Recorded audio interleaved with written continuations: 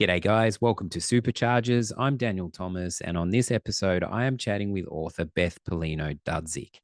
Beth has an awesome rock and roll history. She was part of the rock and roll scene in New York in the 70s. Now, later in life, she has drawn from that experience and has been working on a series of books called the Perfection Saga. The first book is called Playing Hard. Now, I have my own rock and roll history, having played in bands. It's what brought me to Europe. So, to be honest, this conversation was a bit like chatting to an old rock and roll friend. Enjoy this one, guys. Let's go.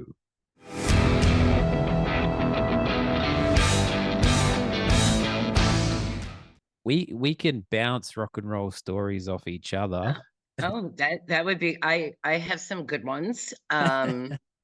I definitely have some good ones. I would say that I started to be in that band mix at 16, going to the clubs, looking older, and I got to know all the bouncers, and I became I was dating actually a roadie who was from my neighborhood.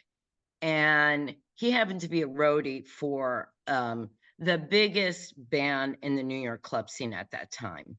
They were, the premier. Everybody wanted to see them. So I was lucky; I got in right away. And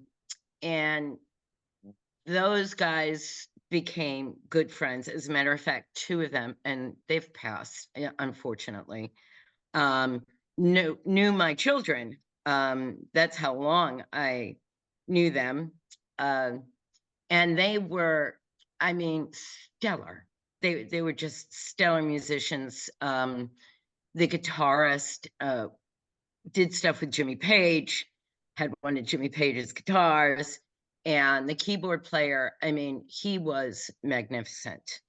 The bass player wanted to date me, but I knew he had a girlfriend, and I said, I'm not number two, I'm always number one. So yeah, that happened. And I hung out with them, and to be a friend of the band on the circuit was great. And then I started going Glen Island Casino, which was back in the 40s, was a big place to go, the big band. But in the 70s and 80s, on Tuesday nights, it was a rock club. And it was only in the summer, and it was the place to be. I mean, whether you were from Long Island or whatever. Notice I said Long Island. That's the way a New Yorker will talk. We don't say Long Island.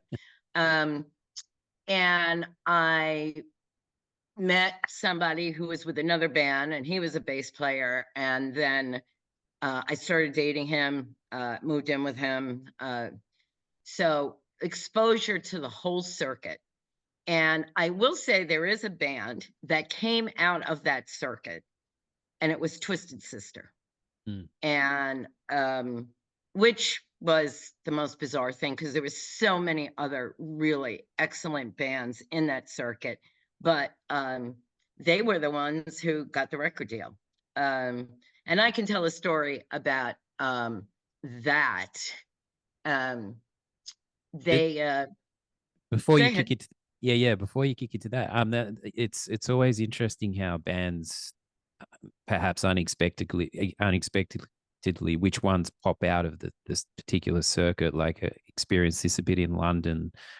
I've heard stories of some sort of radio DJ coming to a gig who could potentially break the band. The power goes out in the venue, so he goes around the corner, sees another band randomly, and signs them. Yeah, I mean, and back then it was, what was your shtick? There was the progressive music, which my friends played progressive. It was more Jethro Tull, Led Zeppelin, that kind of music. So there was a lot of guys that loved to go see them, because they were wannabe guitarists, wannabe drummers. The drummer was excellent. He actually went to play with, I will just say, a major bass player who was in a big band that we all know, and he started a band, and he went to be his drummer. And I think he actually acted as his manager. That poor bass player drank himself to death. So you can probably figure on a lot of different guys from that era who, drank themselves to death. So it was the progressive, and then there were the bands that were, dressing femme, and so there was, and then there was the southern rock music, and so there was a huge kind of bandwidth of bands, and so I would say that the most talented ones did not make it, and it's a shame that they didn't make it. And the other thing is did you have enough original music? And that is always the key. If you don't have original music, then you're just a cover band, and you can be really good, but if you're a cover band, nobody wants to sign you. They want to hear your original stuff. And it's interesting that you said that you went to London. I had I still have a very good friend from back in the day, and her brother went to London and to become famous. And they were actually on, I'm going to date myself here, Don Kirshner's rock concert. It used to be on like Saturday nights. And it was, live from London. I probably can say the name, The Arrows. And it was her brother. And he married a very famous, also drank herself to death, movie star from back in the 40s. And he married her daughter, who also has a very famous sister. And I was in the supermarket, and they sang a song called I Love Rock and Roll, so put another dime in the jukebox. That was their song. And I was in the supermarket with my daughters, and I hear this song playing over the supermarket, and it's Joan Jett. And I said, wait, I know this song. Why do I know this song? And it's because when the band doesn't take off, he became a manager, and he became a manager of Joan Jett. So that song to me is somebody else's song that Joan Jett made popular. And I was amazed. I'm like, why do I know this? Why do I know this? Why do I know this? And then it hit me why I knew it. So yeah, there's lots of stories like that. And then when the said boyfriend at the time, there was a very wealthy guy, and this happens, as you know, this happens all the time. Some guy comes in and he's got money, and he says, hey, I'm going to make you guys stars, and outfits the band with clothes, gets recording time, which, now it's so different. Everybody has like their own recording studios in their homes or wherever. But back then you had to, really try to scrap to get recording time at like Electric Lady down in New York City. And so they got recording time. They had a couple of original songs. And then what happens is they say, well, let's get rid of the bass player and the rhythm guitarist. And then you change the band. And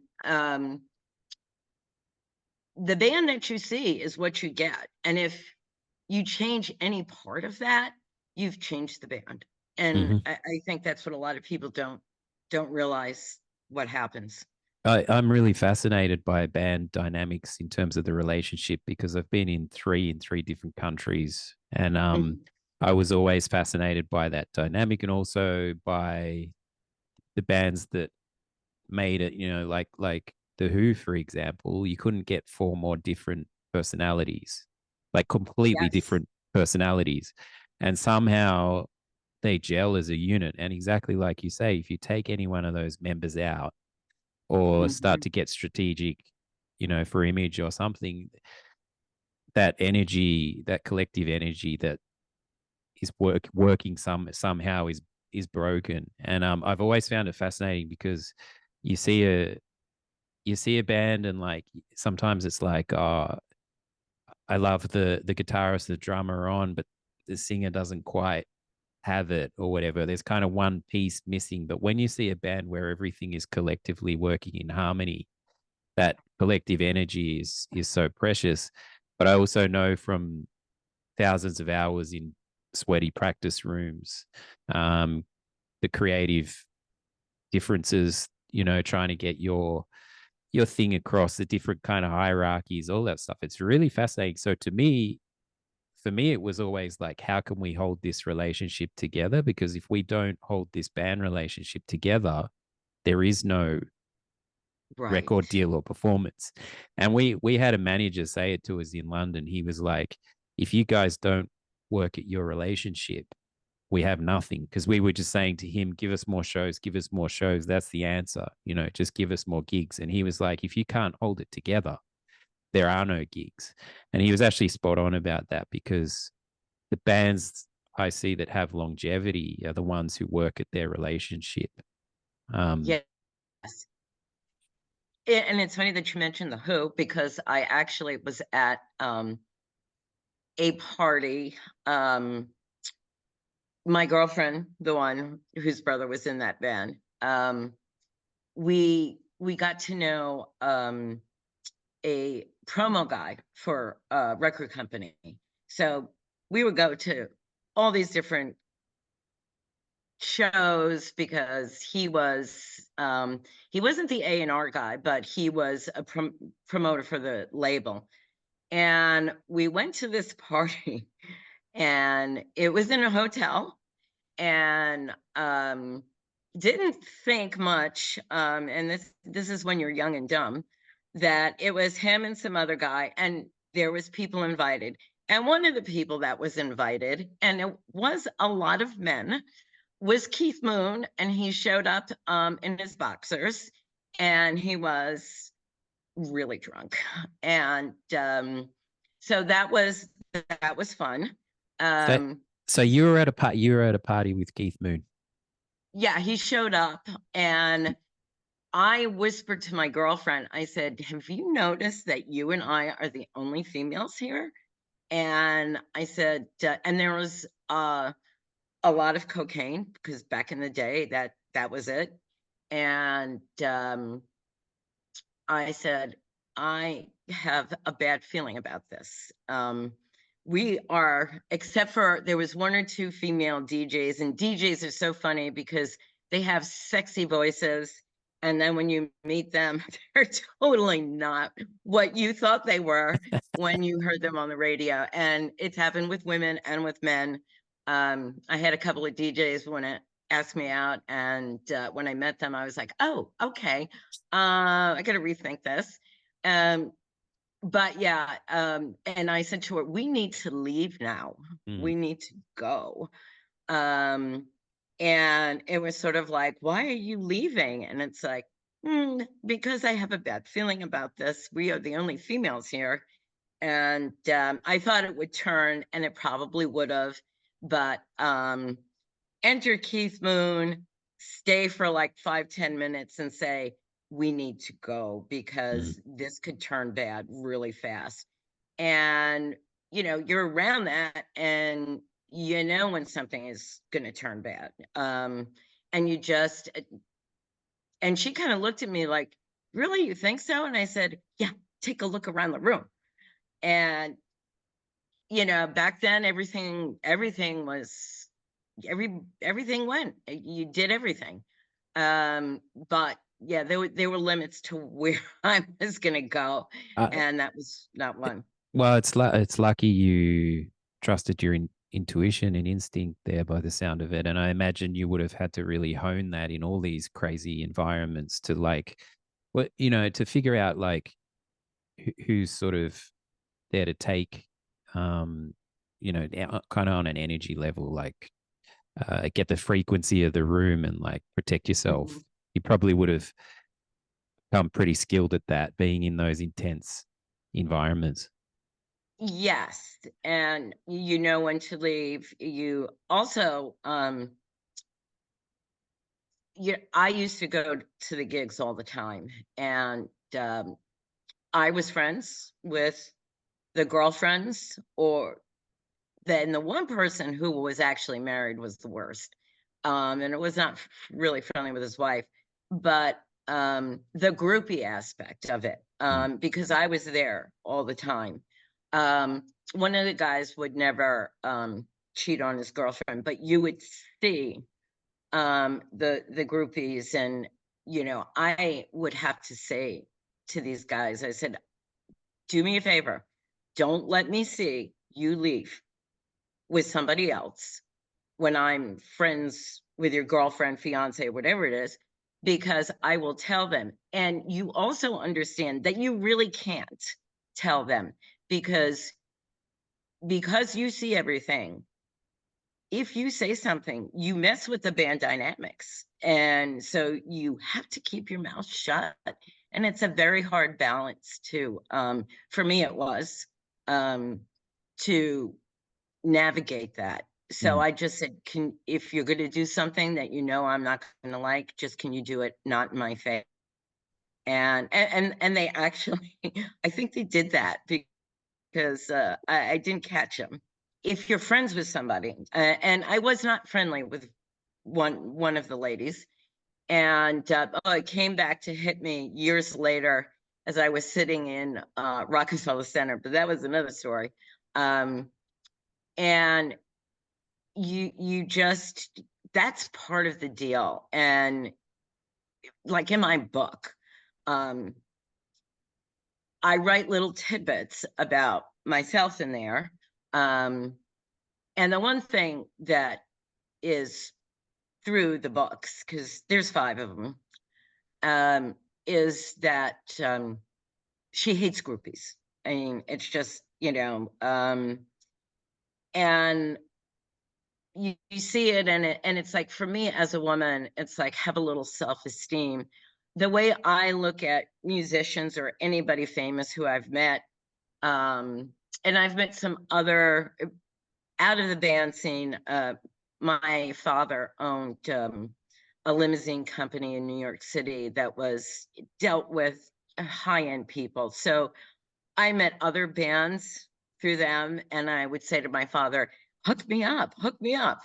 And he would say, "No, you don't want that." And I'm like, "No, I do. I do. I actually do, Dad." But um, it it's just, as a woman, I look at anybody who I would meet today, and I'm an equal with you. I'm not overwhelmed by the fact that you are a lead singer or lead guitarist or whatever you are. You're no different from me, but people know who you are. And I've also met musicians that I thought, oh my gosh, yes. And they weren't the nicest people. Mm. So that happens too. You have a high esteem for them, and you realize, they're kind of jerks. And that That happens too. never meet your heroes thing. So I imagine you're watching a lot of gigs sort of on the side of the stage or behind the stage. Did that change your experience of how you witnessed shows and stuff? Did you feel very much closer to it? It's a very different energy behind or on stage than it is out front. Yeah. Um, from the side of the stage, you kind of feel that you're there, but you also have to kind of hide behind the curtain a little bit, because you don't want anybody to see you. Mm. It's I always say now, the only way that I would go to a concert is if I was invited backstage.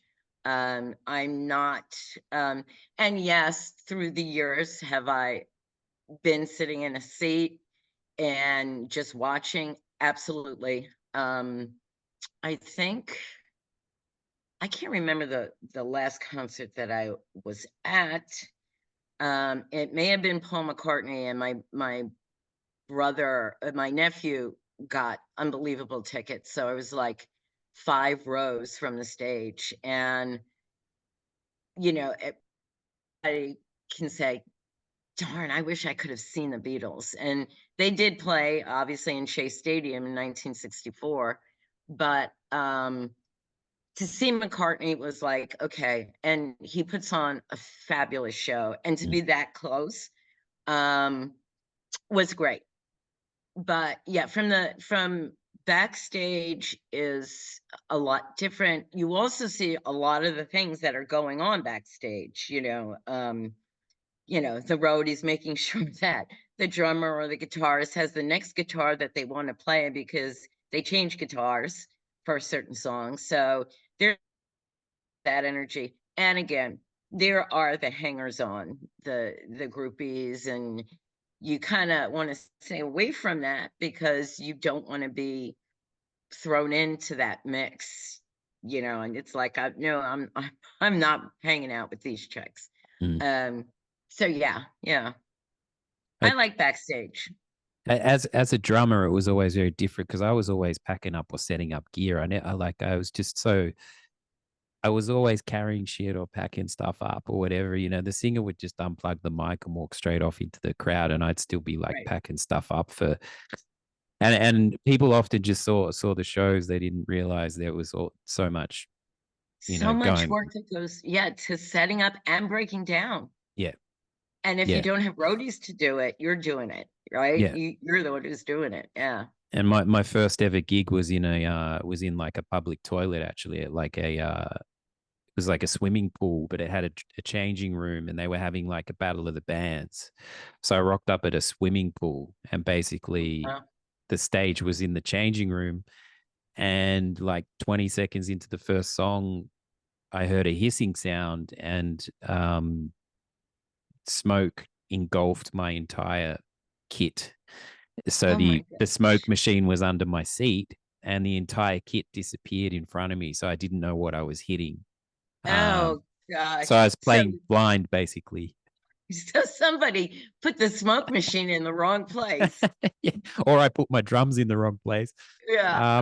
But that was the thing about gigs. Not to bring it too much back to me, but that was the thing about gigs Yeah. was it was dealing with in the moment with the things that went wrong, because they went wrong all the Oh time, yeah. particularly in London. Amps blowing up, drum kits falling apart, not being able to hear yourself, and then unexpected things happening with the crowd. But it was really like intensified growth for me, those moments on stage, because you had to sink or swim in the moment. Mm-hmm. I will say that like the character in my book, I guess I could say is an alter ego because I did always want to sing. I was going to ask you. And Yep. yeah, I did. And it was, am I that good enough? And so once self-doubt hits you, you don't believe you can do it.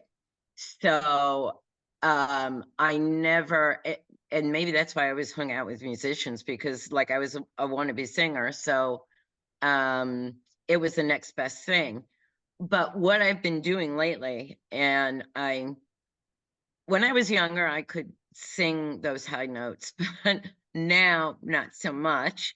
But I usually work out 90 minutes a day. I don't know if I'm going to do my workout today, actually, um, which is a big deal for me. But I, while I'm working out, um, I do have a playlist from the books, and I did write songs, and I've called out a few bands and said, "Hey, I wrote some songs, mm, guys." And I made a list, and I said, "I would love to hear from any one of you. I know you don't need my songs, but it would be nice to collaborate." But I am finding this again. And is it a little bit different? I find that I can sing Pearl Jam really well. So Eddie Vedder and I have a very, very close aw- voice, I guess, to each other. awesome. Yeah. And Bad Company. So there are certain bands that I can hit now. But it's also, some days you have the voice, and then there are other days, no matter how hard you try, you can't get it, and you're Mm, flat and you're pitchy and you know it.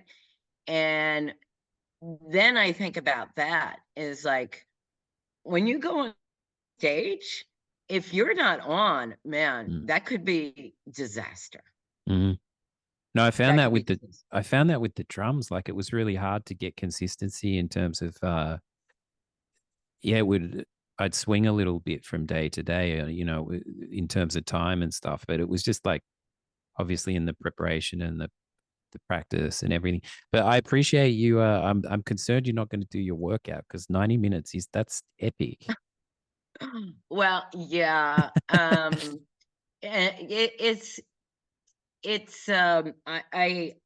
had a number that I wanted to get to, and I kept going. I'm gonna go lower. I'm gonna go lower. I'm gonna go lower. But now, like, I'm actually building muscle because I'm lifting weights and I'm doing all that, and that scale's ticking up, and it's freaking me out. And I went to a GNC store, and I said to the guy, "Look, I need something where I can lose 7 pounds because I don't know where I gained 7 pounds." And I am on the keto diet. I've been on there for 3 years. And if I tell you that I lost 78 pounds, it was like I have to say this whole journey with the book and getting back in touch with the music world, it was it started with me saying, I'm gonna go on the keto diet, I'm gonna lose all this weight. I literally transformed myself. And a year ago in April, I've had this book in my head for like 20 years. And it was kind of grayscale, like, I would have parts of it. Hmm. And I said, I really should write this. And I do have other stories. And one takes place in London, by the way, because London is one of my favorite cities. Um, it's very much like New York. I think that's why London and New York are very similar. Um, and I was cleaning my house, I was taking a shower, and all of a sudden, the dialogue to this book, the characters' names, everything started flooding through my body. Oh wow. And I would go to a store, and like here we have Hobby Lobby, and they have all these cutesy little sayings. And I walked in, and the first thing I saw was write the book. And I was getting, like, if you believe that the universe gives you signals, which I do believe, um, it was giving me those signals, Mm. and it was coming fast and furious. And I took out my old laptop and I started writing. And once I started writing, I didn't stop. And I'm still writing. I'm writing book 5 now, and I'm writing some songs. And I got a new laptop because I needed to. Um, and it's put me back in touch with music. And I am a big member, an admin on a band's fan page, the what we call the real fan page, because you find out that because of social media, which we didn't have years ago, that there are a lot of people who put themselves out there and say that they're this person or that person, and they're all fakes. And that's what social media has done, is make people who want to think that they're in touch with the band, and they're fakes, and some of them will boldly ask for money, and people will give to them. We didn't have that years ago, and social media now is a very that's something to navigate. But I am part of this fan page. So I've been the band is actually in Europe, finishing up their tour there. Um, and so then that's given me other bands that I like, and I see what they're doing. And so now it's kind of put me back in touch with not the same bands that I kind of grew up with, But there's a lot of good bands, and I think we've gone through history with the, you know, Zeppelin and Pink Floyd and all that. I was very much into the progressive music. Um, and then we kind of flounder for a while. And then when grunge happened, I was 100% into the grunge movement, and my daughters were. And so I think the first concert I took my three daughters to was at Madison Square Garden, and I took them to see Korn and Puddle of Mud. And people said, What? And I said, my daughter's really into Korn, and so am I. So yes, we did do that, and people thought I was crazy. But no, it was a great concert. It's awesome that the book, like, it sounds like the work you were doing on yourself and the culmination of all your experiences, like, came to a point, and then the fact that it just like flooded through you, and you didn't allow that self-doubt you talked about earlier to like kick in and stop you from writing. You just let it.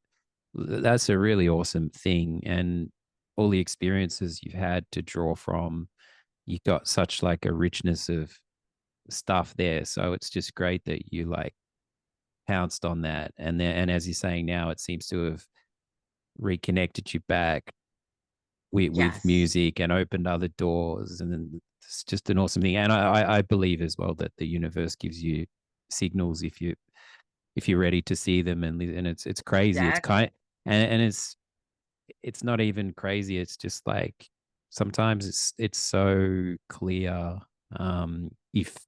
if you're open to it and aware, and the timing of things, and that's the beauty of stuff. And it's often hard to trust in that, but it's awesome that you just went with that, and now you have this series of books. You could do that for the rest of time, and keep the rock and roll spirit alive.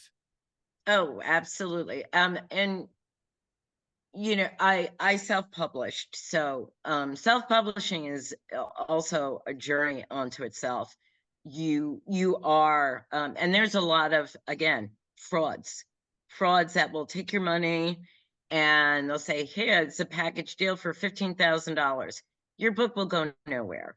I was lucky that I hooked up with a woman, and basically everything, look at it as I have subcontracted certain aspects of my book. My editor, my proofreader, my marketing person, um, the woman who does my book covers, my website, she formats the book.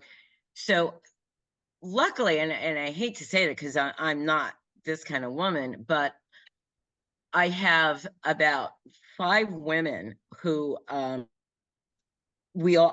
call it a collective. Yes, I pay them to do the work, but, and some of them have worked together. So, I say I have the A team, and it's costly. It's costly, and I obviously have not made the money back that I have laid out, and, you know, every time there's a new marketing idea, there's more money, and, hopefully in the beginning of the fall, I'll be doing book festivals, and the first one's in Brooklyn, and my youngest daughter is in Brooklyn, and I'm like, "I'm going back home. I'm going to Brooklyn." Brilliant. Yeah. Um, and so everybody asks you, you know, where do you see your book going? And not to lie, but when the universe put this all out there to me, it was like, it's your time now. Mm. And it was, you know, you didn't do the singing thing, and you didn't do the acting thing, and you took a very, you know, I kind of diverted off of the rock music, and I think we all get to a point sometimes where we say, okay, like, now I got to go down the straight path, not the fun path. And I will say I didn't have a bad life. Um, I did live in Hawaii. My daughters were all born there. Unfortunately, I married the wrong person the first time, but I did have three beautiful daughters. And but it's always nagging at you, like, I was meant to do something, and I don't know what that is. And for me, writing the books has brought back the music aspect of, okay, well, now, and I actually am thinking about, because I do TikTok reels and singing as my character on a TikTok reel. I haven't gotten to that point. I do have my team saying, yes, you should do it. And it's like, okay, maybe I just need a little bit more. Um, but I do believe, and they said, well, where do you see the books going? And I said, well, somebody wants to make it into a limited series because it can't be a Mm. movie. The books are too detailed, and it would have to be like a limited series. And I said, that's where I see it going. And no, I'm not giving up anything. I'm not giving the rights up to anything. Hmm. And my publishing consultant even said to me, like after the third book comes out, you might get a publishing company who will in and do the rest of your books. And I said, why would I do that? I own everything right now. Why would I want a publishing company? They might pay you $5 million, but what you have is probably worth double that. So why give it away? And that's where you have to say, I believe in myself that much that I am going to hold on to what I think is something special. That's an That's it. awesome. And Go on. go ahead. No, that's an awesome approach. I've been through the self-publishing thing as well. I wrote one book and self-published it, based on my experiences in bands. And what I can relate to you on that is, I think when you have a rock and roll ethos and you have a knowledge of record labels and you have a knowledge of bands, these same things apply to like the publishing industry. It's like, how can I remain punk rock? How can I remain independent?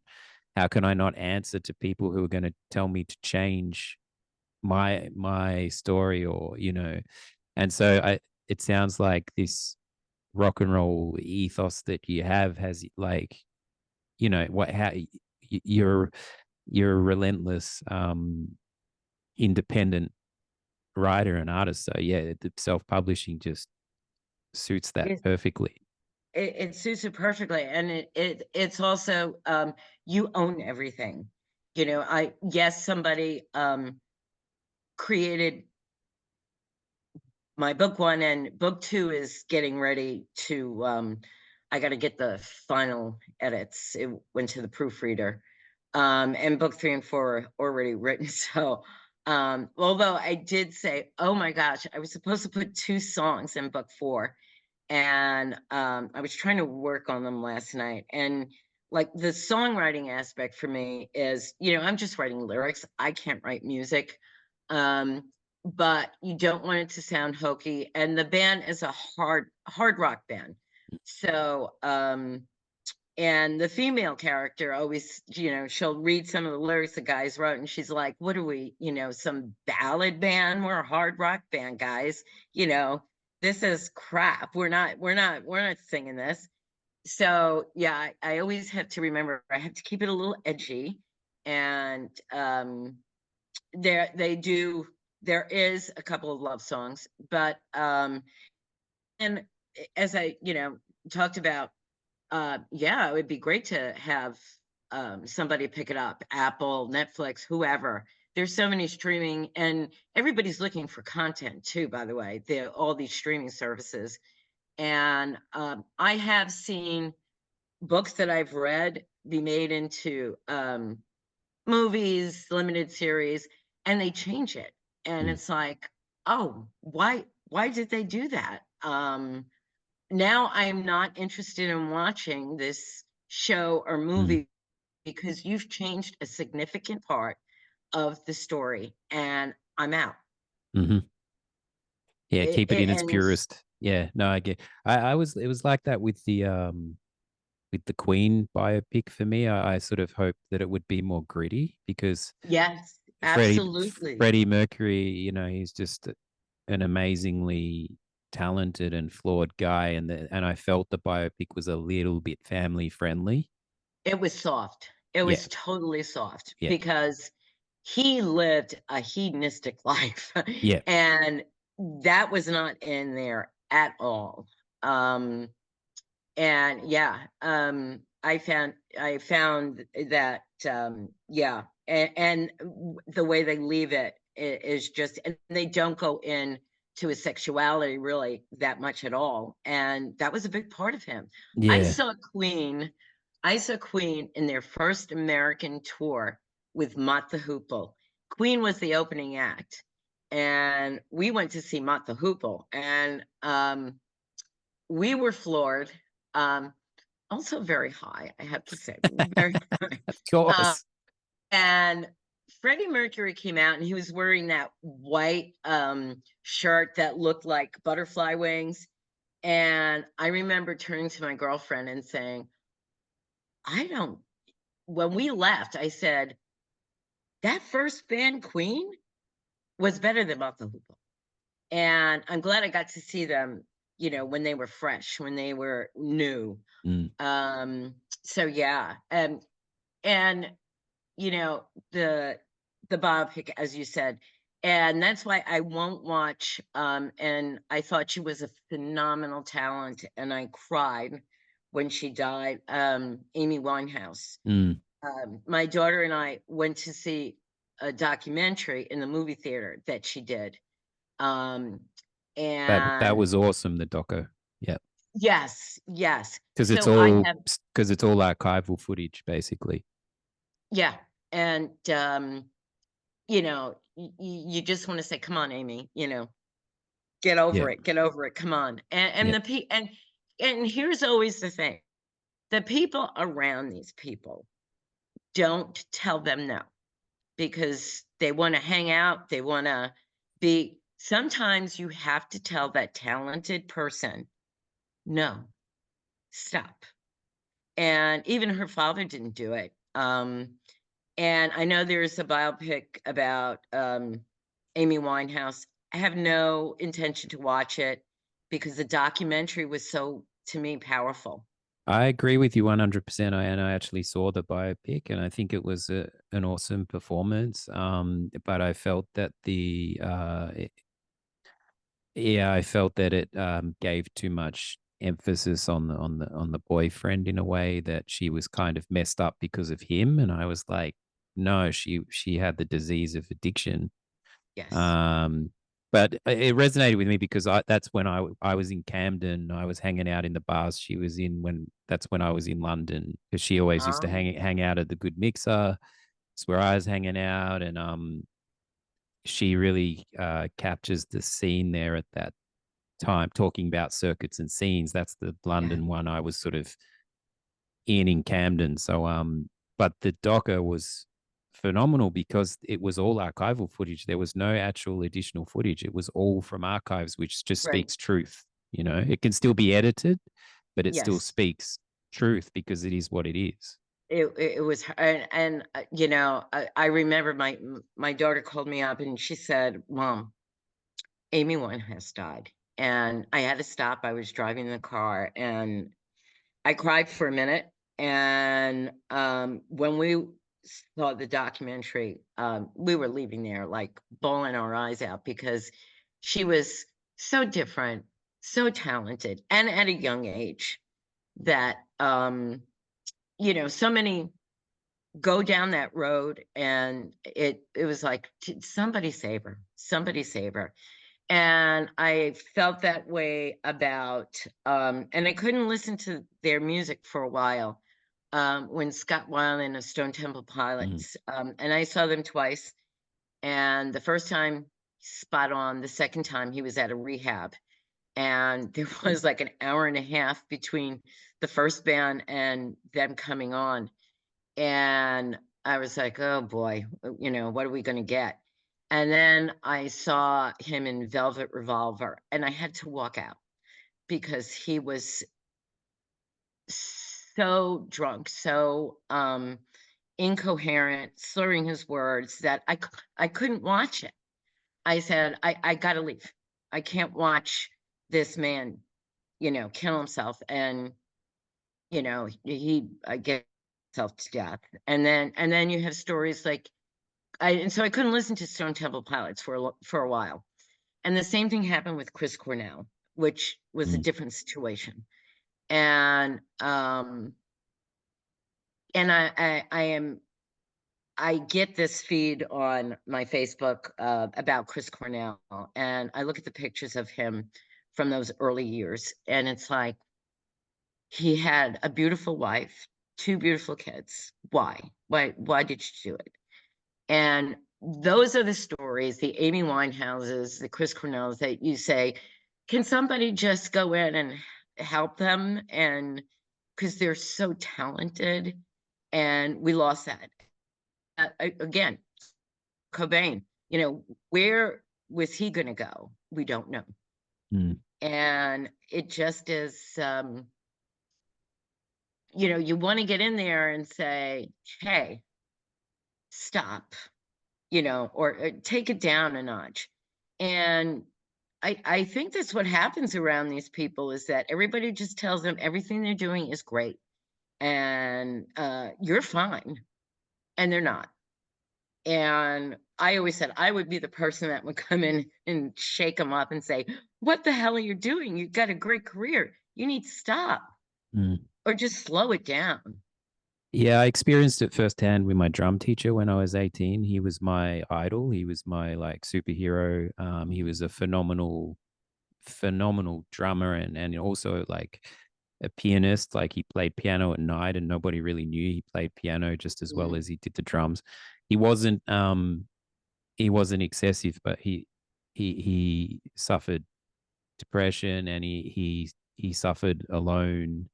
And then one week I was just told not to come into practice. And yeah, he'd taken his own life. And for me as an 18-year-old, Yeah. to me he was infallible. He was a superhero. So it was just I had no idea. Like my last session with him, he wasn't himself. And I left with a kind of uneasy feeling about it. And he naturally wasn't himself because it was a short time later. But yeah, he was a phenomenal talent and a kind and gracious guy. He was only 33 and he inspired Yes. so many of his students. So I made a little doco about him, um, to try and honor his legacy, which was challenging because I had to go to his family and say, I want to just honor his legacy. But it was awesome to do that. And then just from this, it was my first attempt at making a film a long time ago. But this just by doing that, I received like handwritten letters from people that knew him, and that Mm. was just that was amazing. But yeah, like you, I just wish I knew or could have shaken him and said, you're my idol, like you're inspiring me with, Right. but he was so hard on himself. He'd do a gig and then play the gig back against a metronome to test whether he was like on point with the click Oh, track. wow. this you, That's this is something. a very high level because you can't put yourself against machine. But he was that much of a perfectionist. He was so hard on himself. Uh, um I find that with creative people, is that they have that. And years ago, being depressed, being whatever mental health issues, we're under the rug. And I went through a few things. Like my first divorce was horrible. It was fighting to get my children out of the state of Hawaii to move them back to New York. And it was, yeah, I was depressed. I was, all those emotional things. And I said, I am going to therapy, because I knew I had to raise three daughters, that I could not be okay. I had to be okay. And my life isn't terrible, but I believe I see my therapist tomorrow. I have for the last 20 years. believe that going to a therapist, whether you go every week, I go every other week, is the most freeing thing. And I think that that's what keeps you from falling down the path, because it's very easy to slide down that path. I have known people who have committed suicide, and it's a horrible, obviously they're not thinking straight, but what you leave, the carnage you leave for your family is an awful thing, and it's something that they never get over, because I do know somebody whose son committed suicide, and she still, it's been a good while, and it's still so fresh. And I always said to my daughters, it's a selfish act, and if you ever felt that you were that hopeless, you come to me, because there's nothing that you should feel that hopeless about.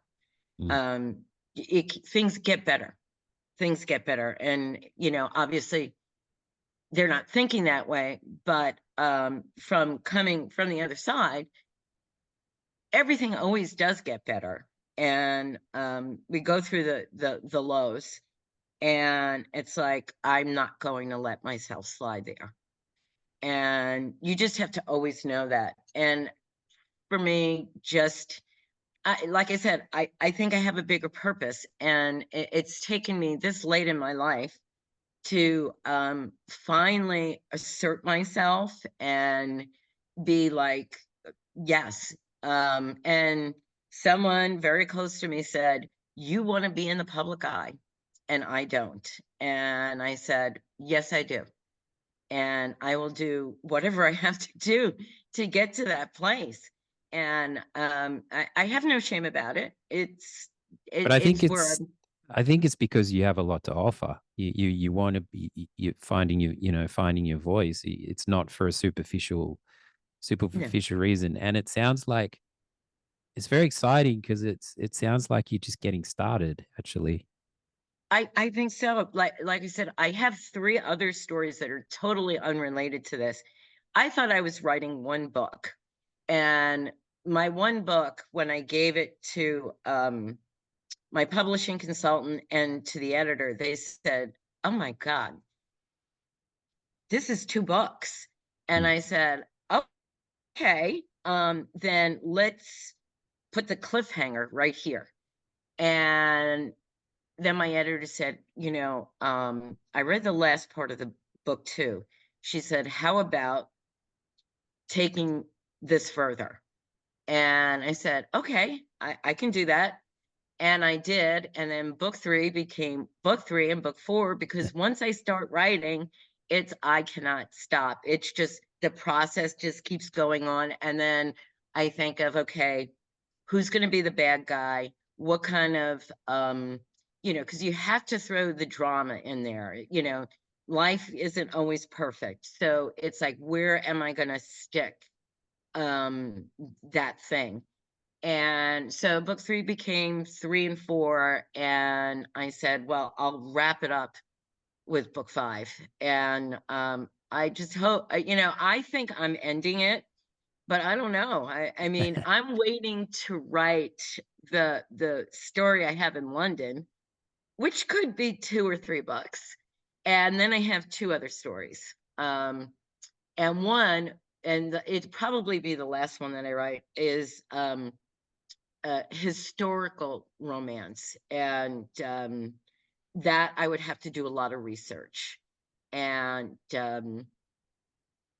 it's a flip on the American Revolution. It's about somebody who wants to come back to England and not stay in the United States. So it's not rock, it's not music related, or it is music related. No, no, but the next one is not music, but it has to do with television.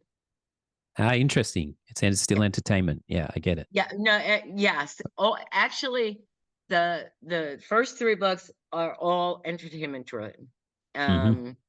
So yeah, and you know, I had to go back and look at, was this hotel existing back Mm, in this date? When was this song released? Because I knew it was in the time frame, but when they doing their first tour, and she does do covers. That's how she opens up the shows.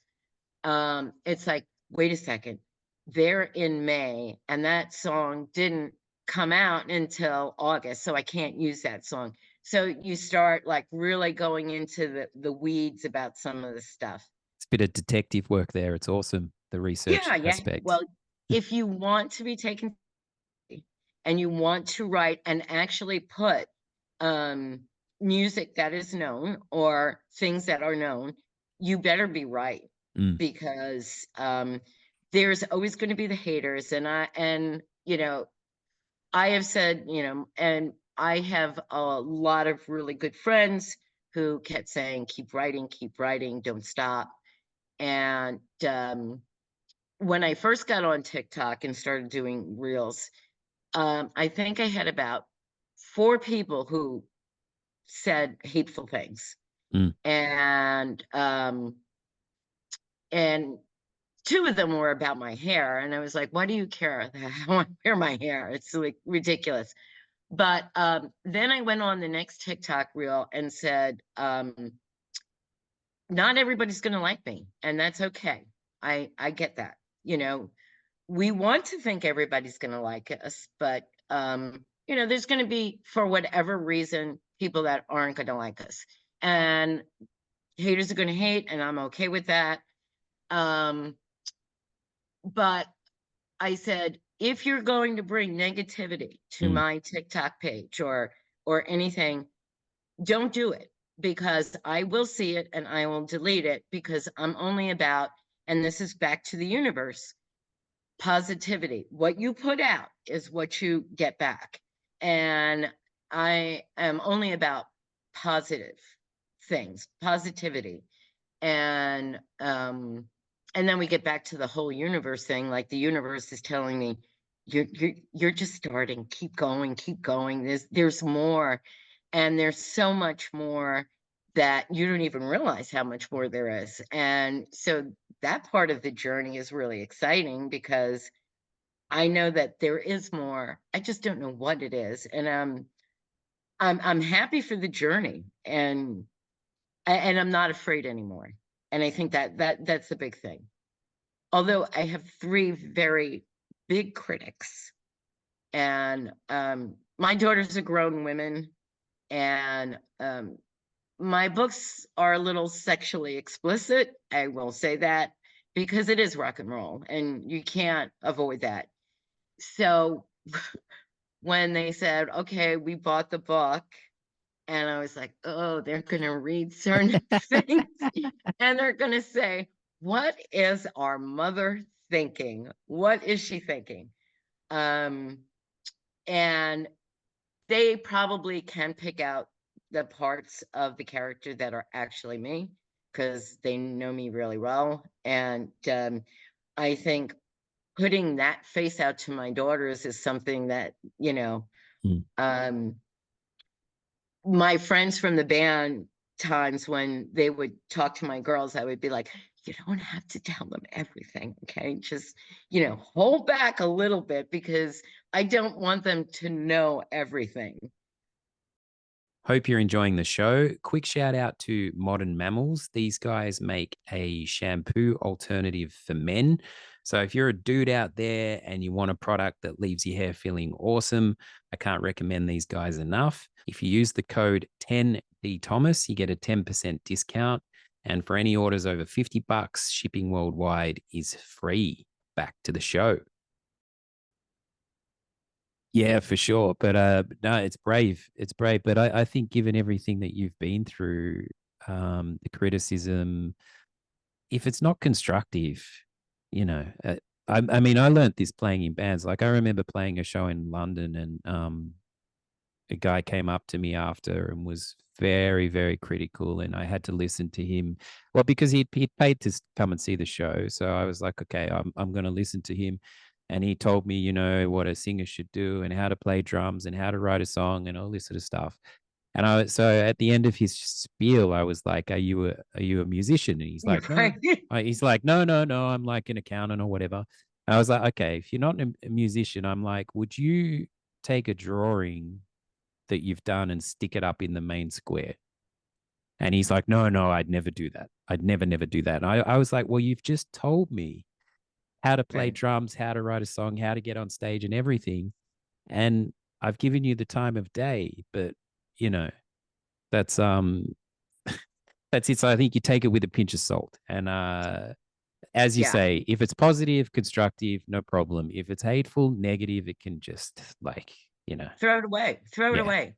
Because, like I said, not somebody can not like me because of my hair or the color of my hair or I don't know, her makeup. I mean, and women are extremely critical of other women. I think I'm at the phase of my life with women friends that we are more supportive. As in your 20s and 30s, women are hateful, and they will pull you down, Mm, and they're terrible, and the jealousy factor. And then you get to 40 and you say, I know who I am. I am not letting anybody tear me down. I'm Because you become that full woman, and women are more supportive, I find now. Your friends are more supportive. Um, they're like, what can I do? And the women I have working with me on the books, it's they get the story, they get me, and it's like, okay. But when you're in their 20s and 30s, women are just terrible to each other. It's amazing. Women are worse to each other than anything a man can do to a woman. I honestly believe that. I've heard from people who have worked in prisons, they found it more challenging in female prisons that they've worked in because it's more like psychological warfare, whereas in the dudes, it's more just like kind of physical. Yeah. I will say this. I grew up with three brothers, me being the oldest, and I was used to they would fight and it would be over with. It Mm, was just like, okay, beat the crap out of each other. And of course I did too, but with girls. And well, that's totally different. You yeah. know, even Yeah. even my daughters can be mean to each other. And I'm like, what are you doing? And they're like, and it's like, can you keep a secret, mom? Can you keep a secret? So it's always, and because there's three, it's always two against one. So yeah, they're in that stage, and I can't wait for them to get out of it. But yeah, women tear each other down, Mm, and that's why when I look at the haters, it's usually women.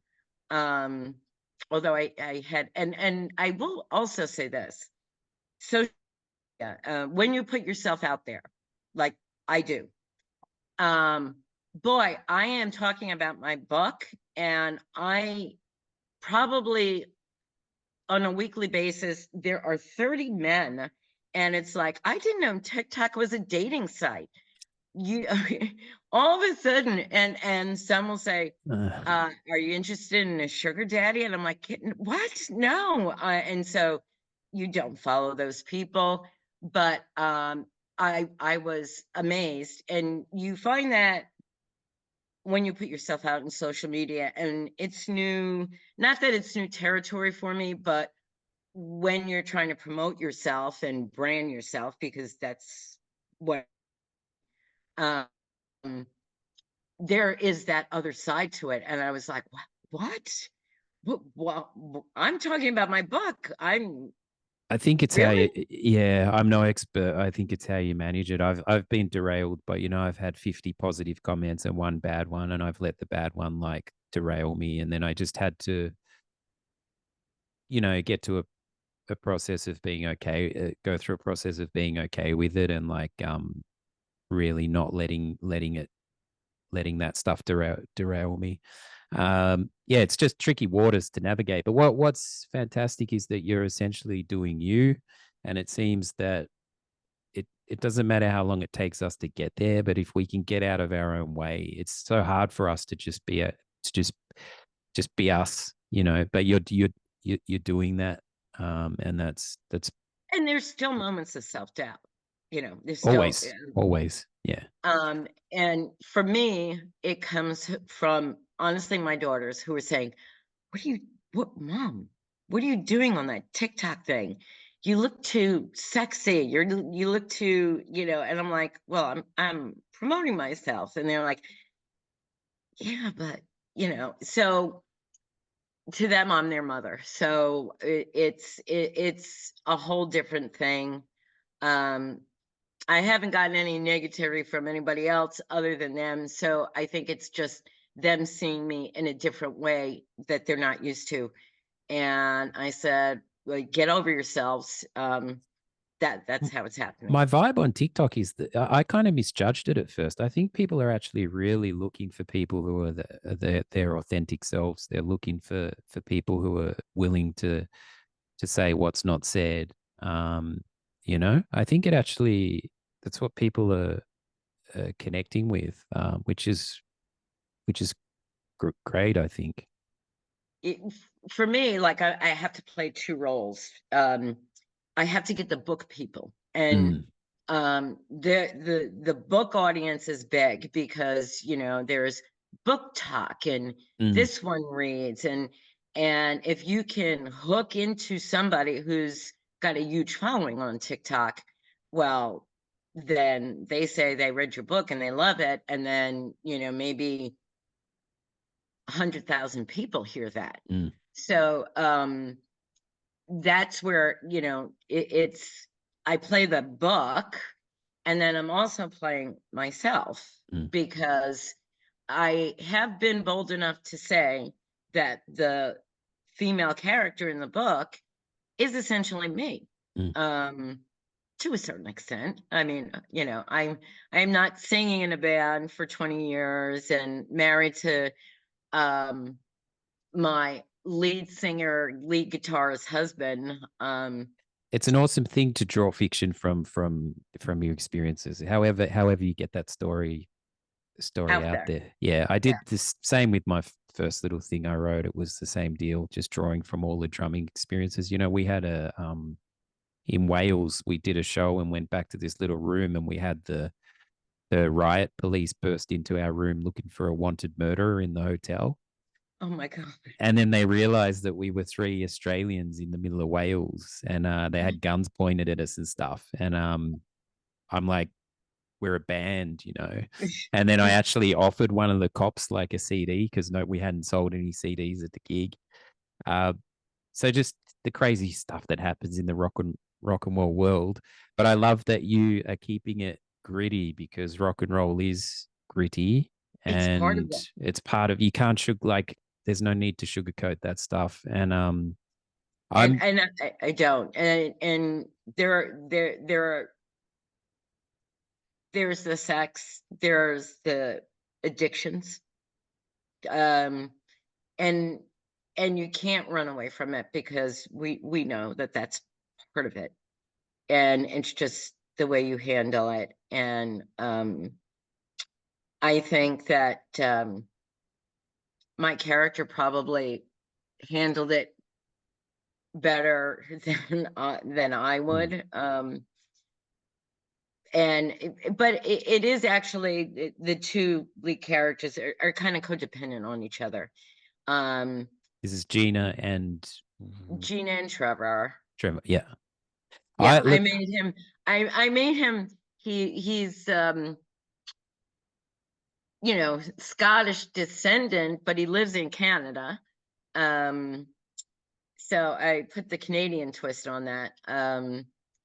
And but yeah, it's like I will fall back on UK stuff because yeah, it's just my daughter and I guess are Anglophobes. We just love everything about any part of the UK. And when I lived in Hawaii, I met a lot of Australians. There's a lot of Australian people that go to Hawaii Well, we're and everywhere. and they stay there. And it's like, why? I mean, at least Australia is bigger than this. I found Hawaii very at one point I felt when I would take the plane ride back from New York or Florida, I felt like I was going back to prison because you cannot get off the island without spending thousands of dollars. And, I wasn't in happy marriage, so it was like I needed to go back. I wanted to not go back, but I had to. And and people say, "Wow, you lived in Honolulu. That's fantastic." And I said, "No, after 5 years, not so fantastic." And I did travel and I got off the island, but I would look at a map and see that little speck of an island in the middle of the Pacific Ocean and say, "Oh my God, I am so far away from everything that I know." And I miss New York. And Mm. I did want my daughters to grow up with that New York edge that all us New Yorkers have. We do. Um, it's like I might live in Alabama, but I get to go back to New York at least once or twice a year. And the minute I go back, it's like the energy runs through you, and you're like, well, yeah, I'm a New Yorker, and I'm going to walk like a New Yorker. I'm going to, talk more like a New Yorker. Have you been to Berlin or Hamburg? I've been to Hamburg. Oh, you I have been have to not been. Hamburg. I have been to Hamburg, yes. Because Um, Berlin, no. My daughter was there and she loved it. yeah, Berlin has been referred to New York in the 70s. Really, I should go Yeah. there. Yeah, I should go seriously. there. It's such a free spirited, non-judgmental, artistic place. That's what attracted me to Germany initially. It was actually, when I was in the band, I took a trip to Germany and I was in Berlin, and there was this positivity in some of the music bars. Like, even if people didn't like the style of band, they were still supportive, and there was this real positivity which I wasn't finding in the scene in London. Mm, Anyway, mm. I met my ex, the mother of my boy. I met her, and she introduced me to Hamburg, and that didn't work out. But I love Hamburg. So when were you here? Do you remember it? Did it have an impact on I you? I do remember because I was on my first honeymoon, Oh and wow, yes, to yes. Hamburg of all And places. well, we flew into Hamburg and stayed there, and we were driving through Germany, going through the Netherlands, and then into France to end up in Ah, Paris. After spending like 10 days in London and the English countryside, and doing I am not like a tour group. I want to get in a car and explore it alone. I don't want to so we did that, and the only thing I said was whatever hotel or place, I have to have the bathroom in the room. I am not going down the hall to a bathroom down the hallway. So, and I remember we were in the English countryside, and he looked at me and he said, "You have to have a bathroom in the room." And I said, "Yes, I do. I'm sorry, but that's, my prerequisite in staying any place is I need the bathroom in the room." Um, but we stayed a couple of days in Hamburg, and I enjoyed it. It was What I loved about it was we went someplace to eat, and there was nobody there. And all of a sudden 3 o'clock came, and it became filled with people, and and we were sitting at a table, and people just came and sat down next to us and started a mm. conversation. And um that it was interesting because one person said, "Are you from the States? Or are you from England?" And I was like, "Wait, you can't tell the difference?" I mean, I would think you could tell the difference, but this person couldn't. And my ex used to love to say, "Well, we live in Hawaii," which and they kind of look at you like, "Well, what are you doing here?" I imagine if you'd been in Hamburg alone, you would have had a very different experience, perhaps. I'm sure I And could have. I did enjoy it though. because my point is the Beatles history is very present here, and the Reeperbahn and Yes. the little rock and roll bars off the, when I first came, there's a little bar Rosie's off the Reeperbahn, and I used to hang out there a bit when I first came here. But one night I was in there and I just noticed that like on the dance floor there was like an 80-year-old dude, there was like a 20-year-old woman, there was everything else in between, and there was no judgment of any of it. In Australia, I'd been in some bars where there was sort of fights and judgment, and in this bar, it didn't matter who you were, what you looked at, like what your age was. Everyone was just there having a great time without judgment. You could be in there by yourself, um, and that spirit is all around that area. And I've just seen so many great gigs here as well. As you say, I've seen bands. I've gone to see another band, and then the support band has become like massive. And I've played in some of the venues and stuff. So it's a real rock and roll city, but it's also Yeah. it's also very livable, and there's a real sense of community here as well. Um, and I think we're losing a bit of sense of community. And like the other night, we were all on the street watching football with a TV on the street, just with Rand, just all watching it together. And it's a real like community spirit here. Yeah, I mean, that's where Europe is just Mm, so much different than the States. Although I do have to admit, this New York girl, and New York gets a bad rap because people there can be very friendly, and it's anything goes. I'll tell you a city where anything goes, and two of my daughters live there, is Portland, Oregon. mm. And you talk about no judgment. I mean, you know, bag, somebody's got purple hair and piercings, and they're tatted up, and you're like, okay, fine. Um, no judgment whatsoever. Dispensaries all over the place, and you can walk in there and they're like, hey, they don't care. It's um it's a very free city. Mm. But they do have a bad homeless problem. Yes. Yeah, I've heard. Yeah. And so that's what scares me for my daughters, because they live down the street from homeless encampments.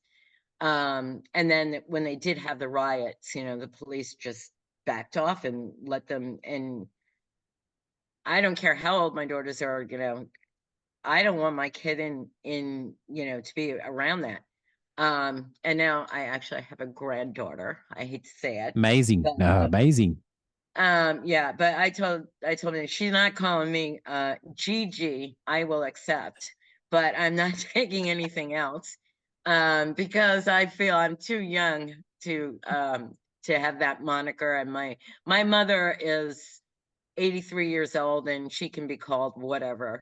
But when community, people have such a horrible feeling about down south. And I am in the state where the civil rights movement began, and Martin Luther King did the freedom walk here.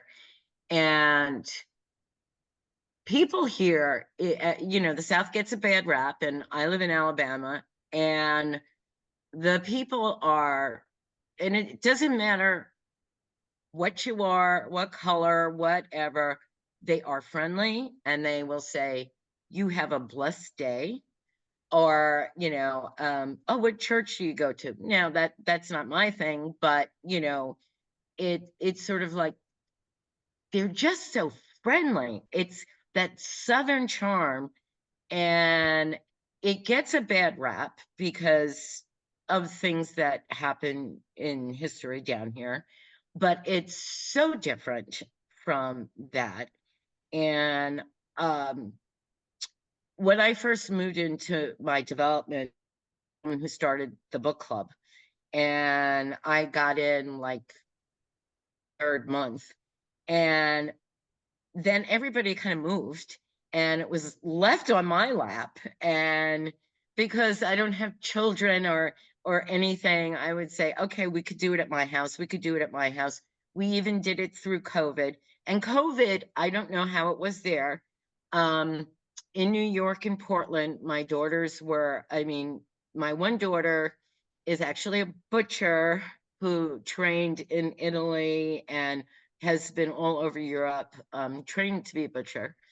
And so she was considered a first responder. And she was taking pictures of Park Avenue in New York with nobody there. And I was like, what's going on? And my other daughters were in Portland. They had, barricaded themselves. And down here, I mean, I did the face mask, but people continued life here. We didn't shelter in place. Military families did because they were told to. But I went through COVID like, okay, you're going to wear a mask. Fine. I don't know how it's body here in the States. And people always ask me, well, how did you survive COVID? It's like, I lived my life like I did every day, except, you made me wear a face mask. That's it. That was the only change in my life. And Yeah, same deal here. I'm curious to Austin actually. I've heard there's a lot of comics moving to Austin and stuff. Austin, as a matter of fact, I'm trying to do Austin. There's a saying, keep Portland weird. Keep Portland weird. But it originated in Austin. Yeah, keep Austin weird. And so I have one daughter who's actually thinking of moving to Austin. And there's a huge book festival there. And I'm trying to get in. And they have to okay my book before they give me, yes, you can have a booth. And I applied twice, so I'm hoping, and I'll keep doing it until they give me an answer. And it's my marketing, I call her my marketing guru, said if you could get into Austin, that would be great. I am in Nashville. There's one in Decatur. Go ahead. So would you say as a self-published author, you still have access to these big, like they'll still consider you for these book shows and stuff? That's awesome. Sure. Yeah. If you pay for the booth, yes. And I've actually submitted my book to the Portland Festival, which of course I'm going to go to because I have 2 daughters there, and the one in Brooklyn. There, I don't know if it's an award or some kind of, but they said submit your book, and so I don't know if it's an award or some kind of acknowledgement, but I did submit my books to both of them, and I submitted because when you self-publish, you need you have to pay for people to review your book. And you pay for that. And I paid for 5 people to review my book, and I got 4 5-star reviews. So I'm like, okay, I guess it is actually good. And the 5th one gave me 3 stars, and she said there was a lot of foul language, and I said, well, you obviously but here's the thing. I said, you obviously don't understand an Italian family from Long Island. I did not grow up in Long Island, but we were an Italian family. And I will say, because my father is gone, my father was a wise guy. So every other word in our house was a curse word, and it was just accepted. It was like, no big deal. So she was put off by that language. And Can I say I'm very fucking excited to read your there book? you go. Genuine, no, I'm absolutely genuinely, because it's right up my alley in terms of the grittiness. Now that I understand the five parts and some of your history, I'm really looking forward Well, to reading it. I hope you like it. And when you get to the and and I will say this, when I was writing the sex scenes, I said, okay, I can go two ways with this. And I'm pretty explicit, except I don't take it to the level of it because my audience is women. It's rock and roll, but it's romance. So women don't want to read certain words. And as a woman, I know what words they don't want to read, but they want you to get into the weeds, but end it in a nice way. Don't Yeah. end it filthy. Yeah, it's a tricky. I wrote one sex scene in my book, but I sort of, it was more of a show don't tell. It was just like a moment and then it cut sort of thing. It Yeah. didn't go right into the I weeds. know. I go into it. I go into it. I mean, you So know, what an awesome mix of genres, romance and rock. Like I haven't heard, like that's an awesome like you mix of two genres there. there are other books like that, but I think that it's more like romance, rock and roll, where I'm like really combining the two of them and saying, yes, it's about this couple that fall instantly in love. It's just it happens right away. But it's also there's other people in the band, there's other people connected with the band, there's their families, and I slowly bring all those things and bring it into a melting pot. And book one, I start bringing them in, and book two gets really gritty. Mm. Book two is where there's a lot of sex, there's a lot of drugs, there's a lot of yeah. I think book two I went at it. And I will say that book four is the same way. It's like book two and book four are gonna kick your ass. Awesome. And Awesome. yeah, and I have book five kind of I know where I'm going with it. I haven't I've been starting to lay the parameters, and so yeah, I know where that's going. It's good to And know where it's you just it's good to know where you're going. It's nice to know where you're headed. yeah, people always say to me, "Oh, don't you have writer's block?" I said, "No, it's like the faucet's on and it doesn't stop." And I told you the other story, like from the London story. It keeps like it's like in my head, like on a shelf, saying, "I'm ready," It's reaching and out. I'm It's like, "No, calling no, out. no, no, no, no, no, no, go back, go back, go back. You can't come out yet." But this is the And thing. I know rock and roll firsthand. When I smell a live venue, it brings back like there's the smell, like when you sound check and you go into a venue and there's that live venue smell. For me, that just takes me back to like a real feeling of being alive and that anything could happen that night. As in, could have a yes, great show, we could get a record deal, or we could have the worst show on the planet. But whatever happens, it's going to be something to remember when I'm an old bloke. And yeah. so the fact that it sounds like you've remained And true. I bring up sound checks and how much I bring that up. And as the band matures, they look at each other and say, "We've been doing this for 20 years. Why the fuck are we still doing these sound checks?" It's like we know what we're doing.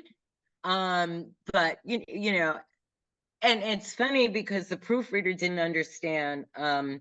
I said, when you're in studio, or at least back in the day, when you're in studio, there was a sound engineer mixing everything, and different from live. And the sound guy, which it's always called the sound guy, right? You always call him, oh, it's the sound guy over Sound there. guy. Yeah.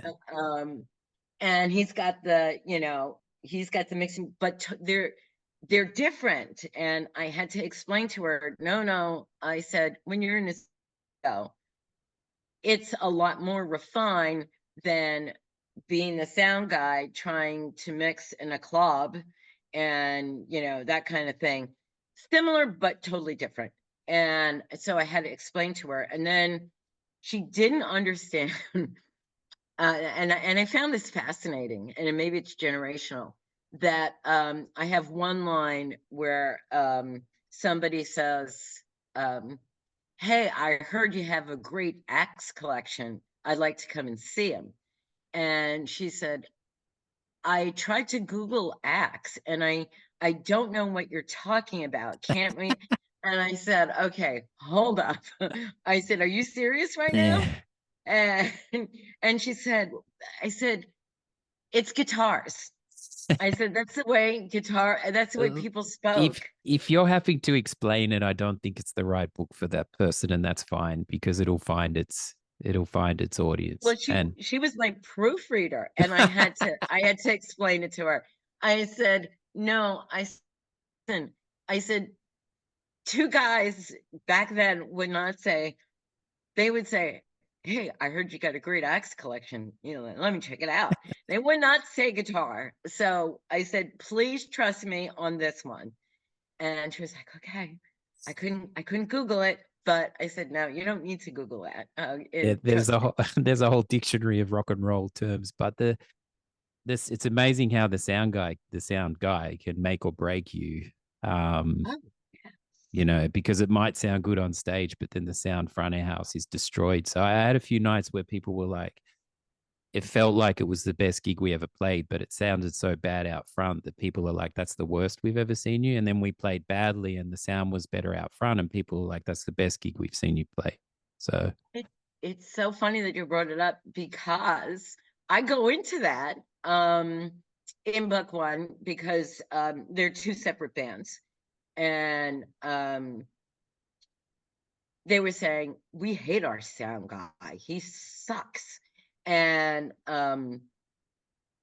so Trevor, who's at that moment, he said, well, if you don't have a good sound guy, it can ruin it.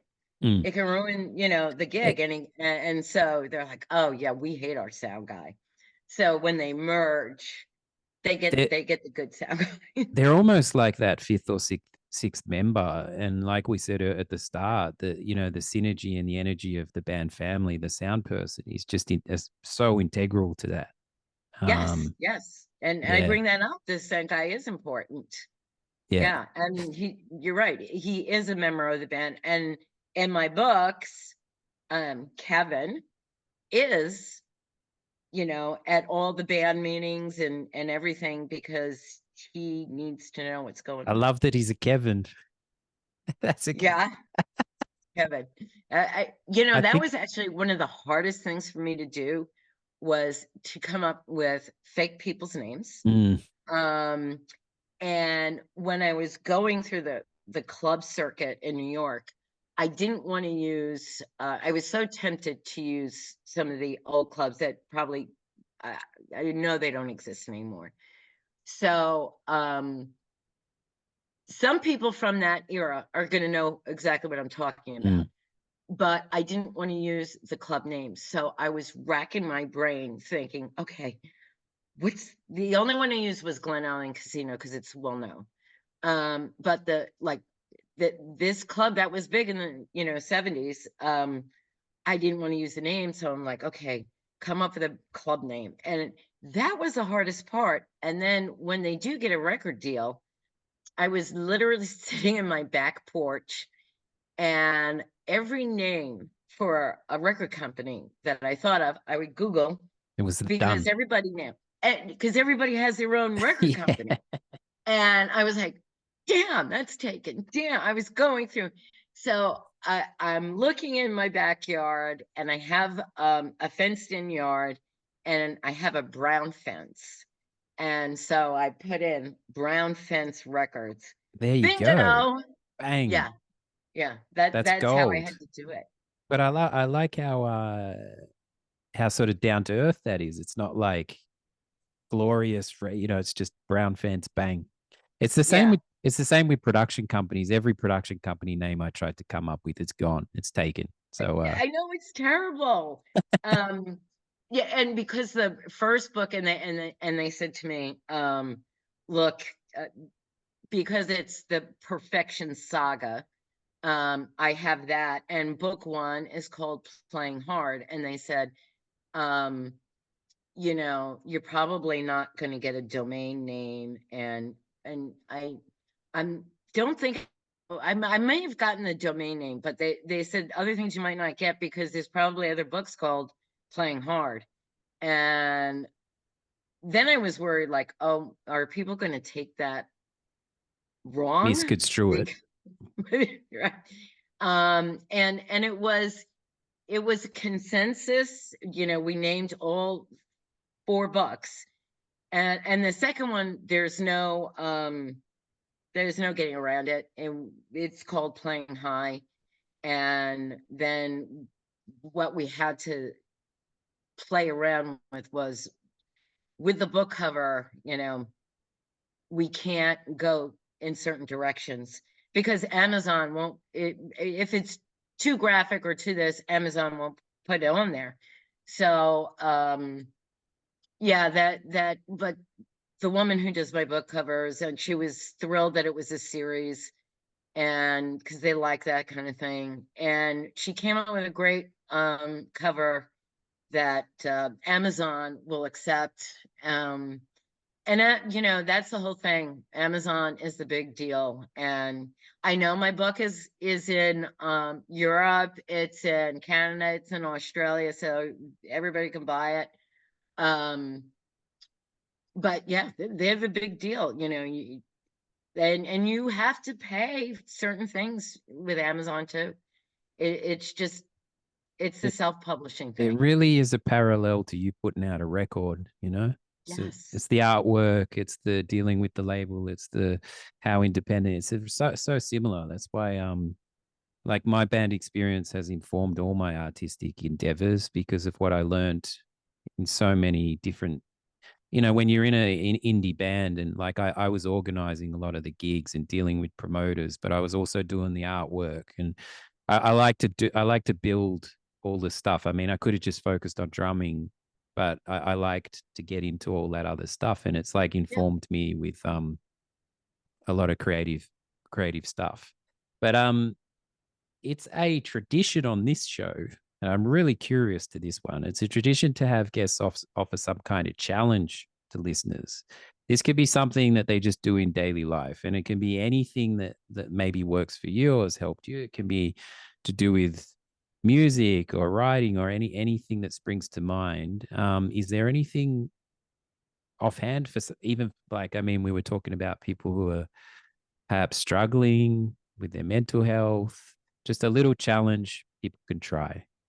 Um, I have one that just comes to mind, which we talked about, is positivity is one of the best things that you could give yourself.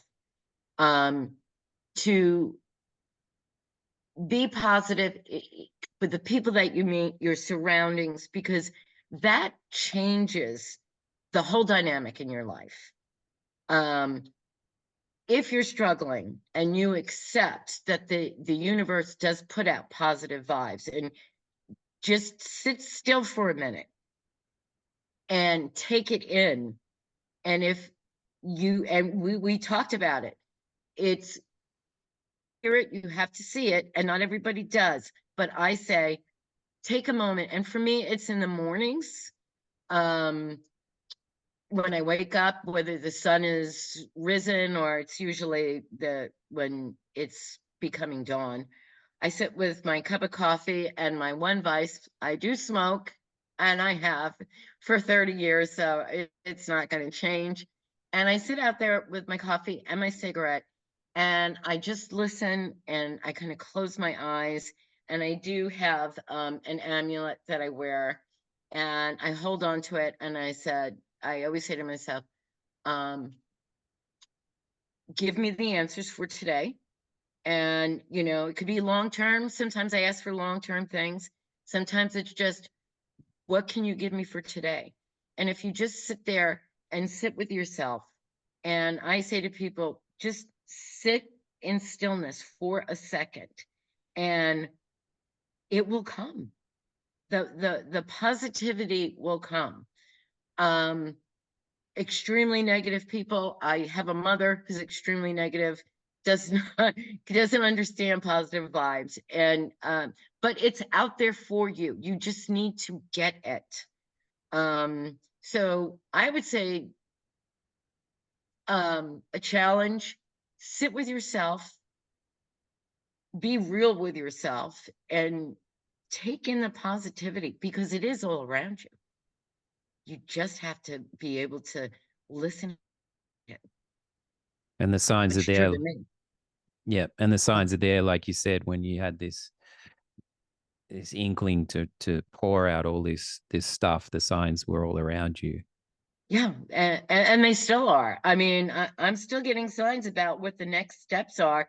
And when the next steps come, I'm happy to come back and say, look, it happened. It all happened. Well, it's very exciting times. And like I say, I can't wait to read it. I'm really pumped to read it. Yeah. Shoot me an email and let me know what you think. For sure. For sure. Where can people find you and the book? The book's on Amazon, and you just have to type in Playing Hard, Perfection Saga. I do have a website that is perfectionsaga.com. I am, my Facebook page is now public. I do have an author Facebook page. I'm on Instagram, I'm on Threads, X, and on TikTok. So I'm on all the social platforms, and it's just my name, Beth Pellino-Dudzic. You can type me in and I'm going to come up.